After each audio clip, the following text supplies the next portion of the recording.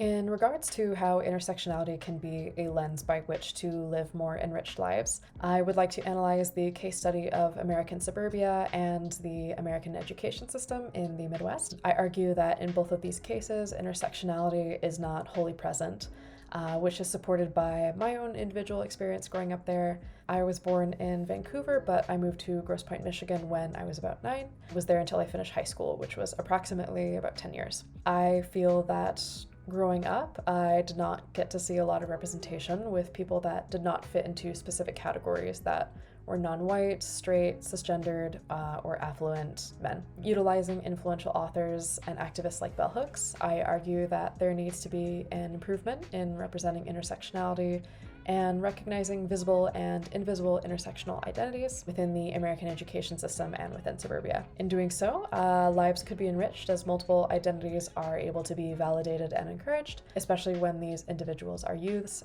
who would benefit greatly from this enrichment.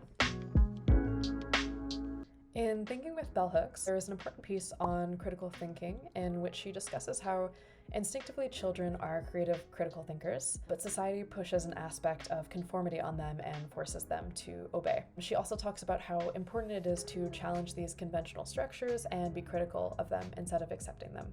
Upon reading this, I thought this was very applicable to the American education system and my experience growing up in suburbia.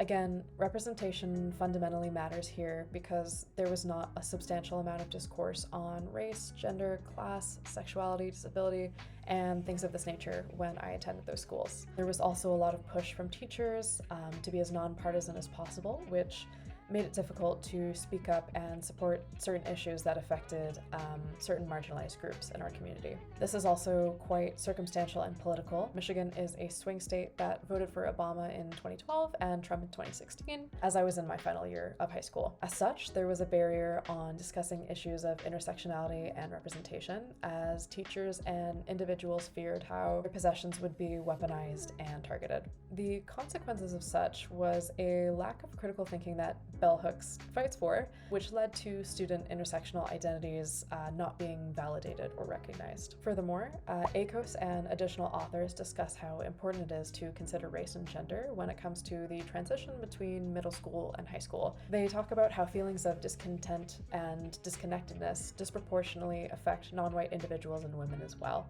This is important to recognize with respect to intersectional identities.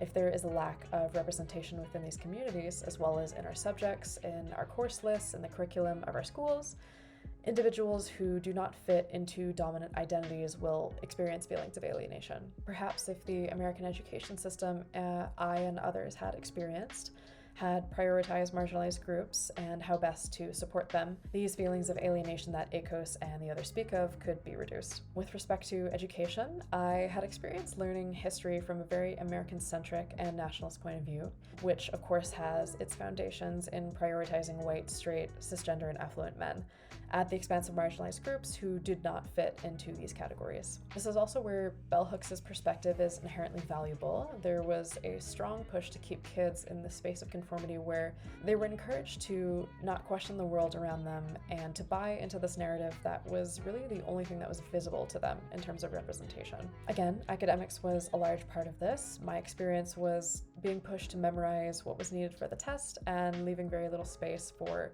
critical thinking. And this even extended to other subjects where critical thinking was encouraged, like English classes, but again, these essays were very focused on the literature we were writing about, which mainly consisted of white male authors such as Mark Twain, James Joyce, Arthur Miller, and similar others. As such, we did not have a significant representation from non-white men in our class reading lists and in our curriculums. There were many queer authors, women of color authors, and authors experiencing types of disabilities that were not part of the syllabus or the curriculum. Due to this absence of intersectional representation in academics, students may have felt that their own intersectional identities were not supportive, and as such may have experienced feelings of alienation and discontent, as I did.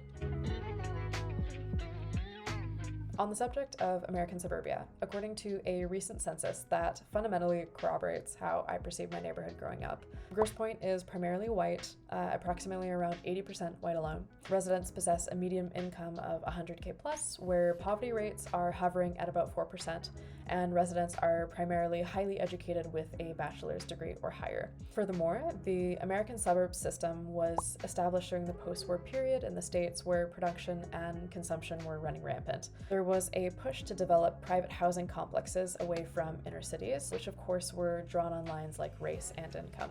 I believe this is especially relevant here. Grosse Pointe is so close in proximity to Detroit, which has a completely different makeup in terms of demographic, race, and income. As such, the demographic of the neighborhood I grew up in was historically homogenous, but unfortunately that homogeneity extended to the late 2000s.